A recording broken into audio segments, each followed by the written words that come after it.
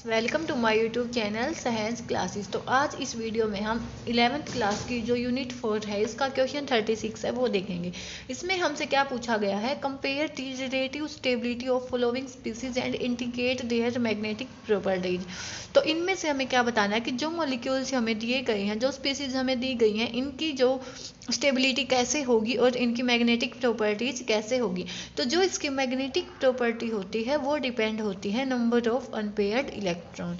अगर वहाँ पे अनपेयर्ड इलेक्ट्रॉन है तो वो क्या होगी, पैरामैग्नेटिक होगी। और वहाँ पे कोई भी अनपेयर्ड इलेक्ट्रॉन नहीं है, then it is diamagnetic. Unpaired electron है तो paramagnetic, no unpaired electron means that given species is diamagnetic. ठीक है, तो देखो सबसे पहले हमें लेना है O2 मॉलिक्यूल का, बनाते हैं हम इसमें डायग्राम। तो ऑक्सीजन होता है अपना, ऑक्सीजन का एटॉमिक नंबर होता है कितना, 8। और यहाँ से हम जब इसका कॉन्फ़िगरेशन लिखते हैं तो वो कैसे लिखते हैं, 1s2 2s2 2p4। तो इस केस में क्या होता है कि दो पॉसिबिलिटीज होती हैं। जो ये फ्यूली फील्ड ऑर्बिटल हैं, इनके जो ऑर्बिटल हैं वो हम बना भी सकते हैं, नहीं भी बना सकते। क्यों? क्योंकि देखो जैसे 1s लेते हैं हम, तो उसमें क्या होता है, बॉन्ड ऑर्डर निकालते time 1/2 number of electron in bonding minus में एंटी बॉन्डिंग। तो जब कंप्लीटली ही फील्ड है तो बॉन्डिंग एंटी बॉन्डिंग का कोई खास इफेक्ट नहीं होता। लेकिन हम यहाँ पे बना के देख सकते हैं कि जैसे हम ये अपना 1s का ऑर्बिटल ले,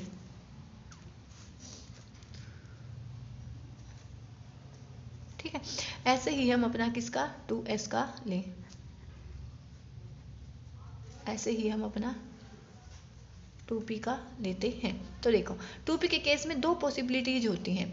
ये जो ऑर्बिटल्स हैं दो में टूट जाता है, लेकिन डिसोशिएट हो जाता है। लेकिन यहाँ पे दो पॉसिबिलिटीज है। कैसे कि देखो जब टोटल इलेक्ट्रॉन काउंट होता है वो होता है मोर देन 14। तो उस केस में हम लेते हैं क्या कि जो अपना 2-1 वाला 1-2 वाला लेते हैं, जैसे कि अपनी एक्चुअल में काउंटिंग होती है।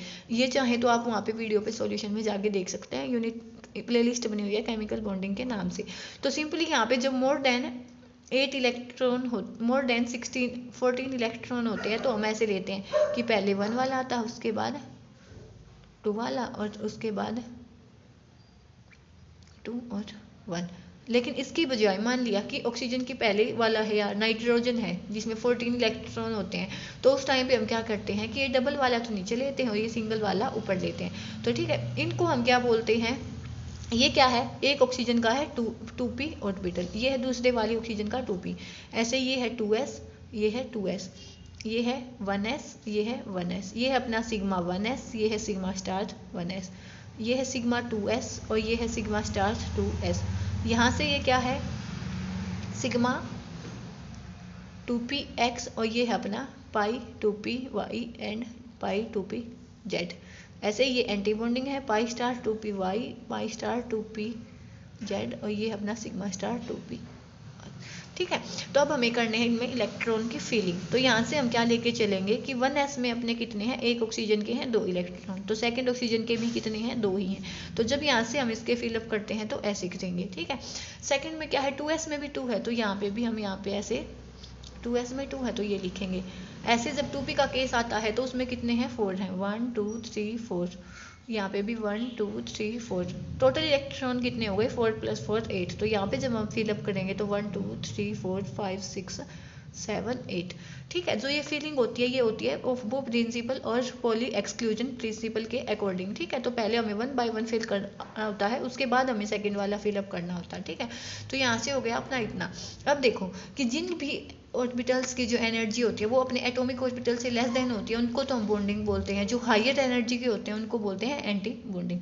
तो ये वाले होते हैं अपने एंटी बॉन्डिंग और ये वाले होते हैं अपने बॉन्डिंग। इस केस में भी क्या होगा, ये वाला बॉन्डिंग, ये एंटी बॉन्डिंग, ये बॉन्डिंग, ये एंटी बॉन्डिंग। ये तो था यहाँ तक। अब हम क्या देखेंगे कि बॉन्ड ऑर्डर जो होता है वो कैसे निकालते हैं हम, 1/2 number of electron in bonding minus में number of electron in antibonding, तो 1/2। ठीक है, उसके बाद बॉन्डिंग में कितने हैं, तो 1 2 3 4 5 6 7 8 9 10 है। एंटी बॉन्डिंग में 1 2 3 4 5 6 है, तो 10 - 6 = 4/2। 2। तो यहाँ से जो अपना O2 का बॉन्ड ऑर्डर आता है वो कितना आएगा, 2 आएगा। ठीक है, O2 का बॉन्ड ऑर्डर आया अपना 2। ये तो बात हो गई सिंपल O2 की। ठीक है, और जो ये स्टेबिलिटी होती है वो किस पे डिपेंड होती है, बॉन्ड ऑर्डर के डायरेक्टली प्रोपोर्शनल होती है, कि जितना ज़्यादा बॉन्ड ऑर्डर होगा उतनी ही क्या होगी, अपनी जो भी स्पीसीज है वो स्टेबल होगी।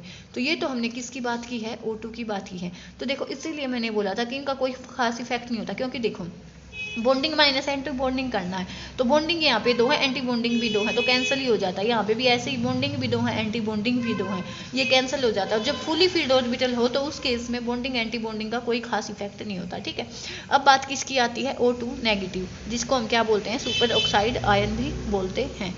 तो O2 नेगेटिव के केस में क्या होता है, नेगेटिव मतलब, अब बात आती है अपनी किसकी, O2 नेगेटिव। नेगेटिव मतलब क्या होता है, addition of electron. Addition of electron होने का मतलब 1 नेगेटिव है तो मतलब क्या होगा, एक इलेक्ट्रॉन का एडिशन हुआ होगा। तो यहाँ से देखो जब हम O2 नेगेटिव का बनाएंगे तो इस केस में कोई इफेक्ट नहीं होगा, इस केस में क्योंकि फुली फील्ड है तो यहाँ पे तो एडिशन होने से गया, तो इफेक्ट होगा किस पे होगा, यहाँ पे होगा। तो हम बोल सकते हैं कि ये दोनों चीज़ें तो आएंगी इसमें से, और यहाँ पे क्या होगा सिंपल कि ये p ऑर्बिटल्स है, इसकी स्प्लिटिंग पे भी कोई इफेक्ट नहीं होगा। ठीक है, इसकी स्प्लिटिंग पे भी कोई इफेक्ट नहीं होगा, लेकिन इसमें एक इलेक्ट्रॉन का एडिशन हुआ, वो अपनी मर्जी हम यहाँ पे दिखाना चाहिए, यहाँ पे 4 थे तो सिंपली यहाँ पे हम इनमें से एक में 5 कर देंगे, तो 1 1 2 3 4 5, वैसे इसमें ही 4 बचेंगे, 1 2 3 4, तो पहले 1 1 1 उसके बाद ये। ठीक है, तो यहाँ पे टोटल कितने हो गए, 4 + 5 = 9, तो 1 2 3 4 5 6 7 8 9। तो इस केस में जब हम बॉन्ड ऑर्डर निकालेंगे तो वो क्या होगा, 1/2 number of electron in bonding. Bonding मतलब क्या हुआ कि ये वाले भी तो इसमें इंक्लूड है, या हम ये ले सकते हैं कि ये तो अपने आपस में कैंसिल हो चुके हैं, क्योंकि बॉन्डिंग भी 2 है, एंटी बॉन्डिंग भी 2 है, तो आपस में कैंसिल हो गए। तो यहाँ से हम पी के केस लेके भी चल सकते हैं। तो यहाँ से जब हम पी का केस लेके चलेंगे तो बॉन्डिंग में देखो 1 2 3 4 5 6 हैं, और जो अपने एंटी बॉन्डिंग है उसमें कितने हैं, 1 2 3 हैं, तो 3, तो 3/2 मतलब 1.5। तो यहाँ से तो ये तो था अपना O2 नेगेटिव का केस। अब हम जब O2 नेगेटिव लेके चलेंगे तो दोनों में ही 5 5 हो जाएंगे। तो जब हम यहाँ पे अपने ये p ऑर्बिटल्स दिखाएंगे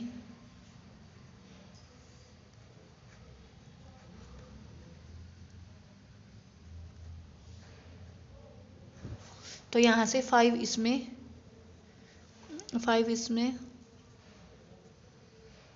1 2 3 4 5, ऐसे यहाँ पे 1 2 3 4 5 5 5 मतलब 10, तो 1 2 3 4 5 6 7 8 9 10। अब जब हम यहाँ पे बॉन्ड ऑर्डर अपना निकालेंगे तो वो क्या होगा, 1/2 number of electron in bonding, तो 1 2 3 4 5 6 माइनस में एंटी बॉन्डिंग में 1 2 3 4, तो = 2/2 = 1। तो हमने क्या देखा था कि जितनी ज़्यादा अपना बॉन्ड ऑर्डर होगा उतनी ही ज़्यादा स्टेबिलिटी होगी। तो जब यहाँ पे स्टेबिलिटी की बात आती है अपनी, तो सिंपल O2 है ना, वो सबसे ज़्यादा स्टेबल होगा, उसके बाद O2 नेगेटिव, उसके बाद O2 नेगेटिव अपना स्टेबल होगा। ठीक है, तो ये तो बात थी अपनी इतनी। अब हम क्या देखेंगे कि जो हमें देखना है क्या, कि कौन सी स्पीसीज अपनी डायामैग्नेटिक है और कौन सी स्पीसीज अपनी पैरामैग्नेटिक है। तो जब हम देखेंगे ना तो देखो इस केस में अपने 2 अनपेयर्ड इलेक्ट्रॉन है, तो जो ये वाला O2 है अपना, ये क्या होगा, पैरामैग्नेटिक। ये जो अपना O2 नेगेटिव है इस केस में भी भले ही एक हो लेकिन अनपेयर्ड इलेक्ट्रॉन है, तो ये भी क्या होगा, पैरामैग्नेटिक। और जब यहाँ की बात आती है तो कोई भी अनपेयर्ड इलेक्ट्रॉन नहीं है, तो जो अपना सोल्यूशन होगा वो क्या, जो अपना स्पीसीज होगा वो क्या होगा, डायामैग्नेटिक। तो यहाँ पे जो इसका क्वेश्चन 36 है वो अपना कंप्लीट होता है।